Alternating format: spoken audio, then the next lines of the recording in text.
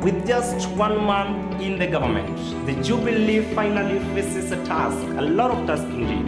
Find out the tasks that we have, but first things first tonight. These are some of the top stories hitting the headlines. A crying nation as GGRC finally reveals its report. And a ghost revelation as J.M. Kariuki's family threatens to sue the government or alternatively name those behind the killings. And on politics tonight, a rare supremacy battle at the Senate and National Assembly fight over superiority. And on international news tonight, President Obama skips Kenya again. For much more on these and other stories that will be coming live to you on our live news bulletins, just keep it KISS TV. Remember, this is KISS TV live at 9 and I'm Steven Omondi. Indeed, a warm welcome for presenting yourself to be one of our clients and watching us this night. Remembering, this is the 23rd day of May 2013. These are the stories. As Kenyans try to cope up with the events of the 2007-2008 post-election violence poll, another fresh blood has yet hit the wound that was healing. This came after the Tuesday's handing over of the GGRC reports to the President at State House. The report that was handed by the chair of the team, Mr. Kiplagat, on Tuesday 21st, marked yet another painful memory for the people of Kenya. And as Steven Omondi now gives the whole report, this is the story. This marks the first time the president finds himself on the side of the book. In a quick rejoinder, the president assured Kenyans he would implement the recommendations of the GGRC report. Even as that becomes the issue of the day and Kenyans are trying to understand the implications of the report, the biggest question remains, will the government fully implement these reports? Steven Omondi for KISS TV, Nairobi. Still on Kiplagat's report, President Uhuru Kenyatta and his deputy William Ruto, among other personalities and key government officials, are amongst the key people who are outlined in the GGRC report. In the report that was handed over to him on Tuesday at State House, the president, however, reiterated that he is ready and willing to use the government to ensure that the recommendations of the GGRC report are fully implemented. These come amidst a lot of questions from Kenyans as to who will this time try and implement and whether the Jubilee government will be ready to work on what does not befit them but what befits the public. And as Steven Omondi now reports, this is the story. Key government personalities, including the Truth, Justice and Reconciliation Commission Chair, Mr. Kiplagat, found themselves on the dotted side as key issues surrounding the assassinations of personalities like Tom Mboya, J.M. Kariuki, Robert Ouko and Pinto surrounded their times in office. Now that is what still brings us to the question that will the government really do all it should be doing to protect and to implement the recommendations of the commission. Steven Omondi for KISS TV, Nairobi. Still on that report, just 2 days after the revelation by the Truth, Justice and Reconciliation Commission, J.M. Kariuki's family is threatening to sue the government or alternatively provide the names of those they believe and have evidence that were behind the killings of the former Nyandarua MP. In a report that was delivered to the press through the family spokesperson James Waweru, the family reiterates that they will take a legal action against the government if the investigations that were conducted are not revealed to the public and to them.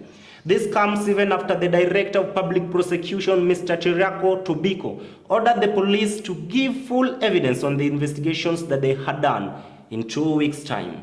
And as we now see the pictures, this is how things went on.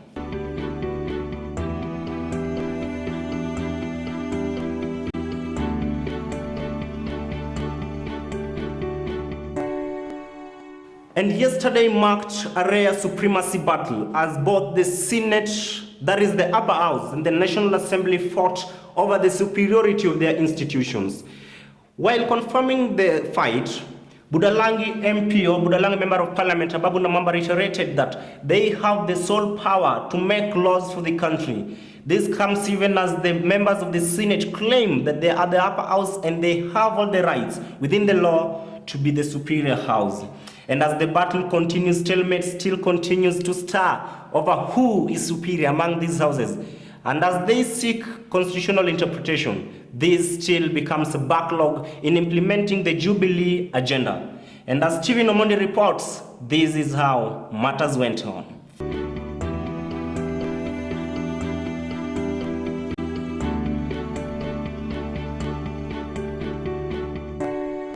And this is what brings us to our news poll tonight. We are asking you, remember, that which house, according to you, do you think is superior? Or according to the constitution, which house is supposed to be superior? You can keep your comments coming on 2242, that is 2242, or you can follow us on Twitter, on our Twitter handle that is just appearing on your screen, or you can follow us on Facebook and put your comment there. We will be sampling some of your comments at the end of one live newscast. Remember, the question is, what's your take on which house is supposed to be superior? And on international news tonight, President Obama has finally skipped Kenya. In his visit to the African countries, President Obama actually said that he would not be visiting Kenya. And this is seen by many as a counter-reaction to the existing government, since prior to the elections, the president, through his spokesperson, confirmed to Kenyans that everything that they will do will have consequences. This comes even as the president of Kenya, that is President Uhuru Kenyatta, promises Kenyans that he will not be cowed by international wars or international words on his government. The president assured Kenyans that his work will solely be to work for the people of Kenya and not to depend on any other person, but to give the promises that they gave Kenyans during the campaign.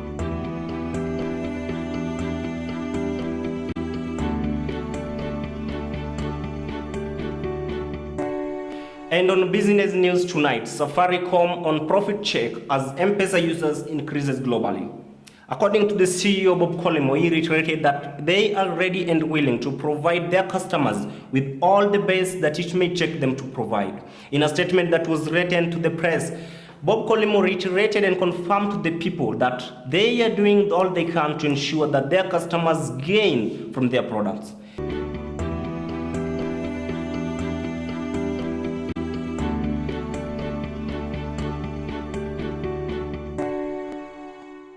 And on sports news tonight, it's a German derby as Borussia Dortmund meets with Bayern Munich. Bayern Munich are out to prove themselves tonight at 9:15 p.m. Kenyan time when they take on Borussia Dortmund. This will be a match that will be played at Wembley Stadium tonight. It will give an assurance to the Munich side if they will tonight be the champions. This comes even after the Munich side has been to the finals 3 times, but has lost in all those.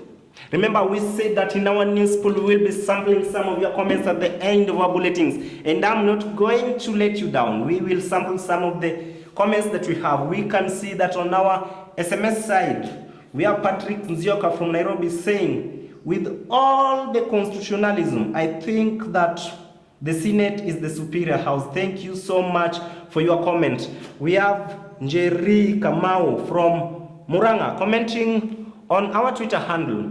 Njeri is saying that with all due respect, we believe that the lower house, that is the National Assembly, have a voice and they're superior. Those are some of the comments that so far we have had. Thank you so much for the comments that you have just given. Thank you so much, and keep them coming. We'll be sampling them even tomorrow or even as days go by. Thank you so much. That's all we had for you this night. From the news desk, I say good night. I've been with you, and thank you so much. I'm Stephen Omondi.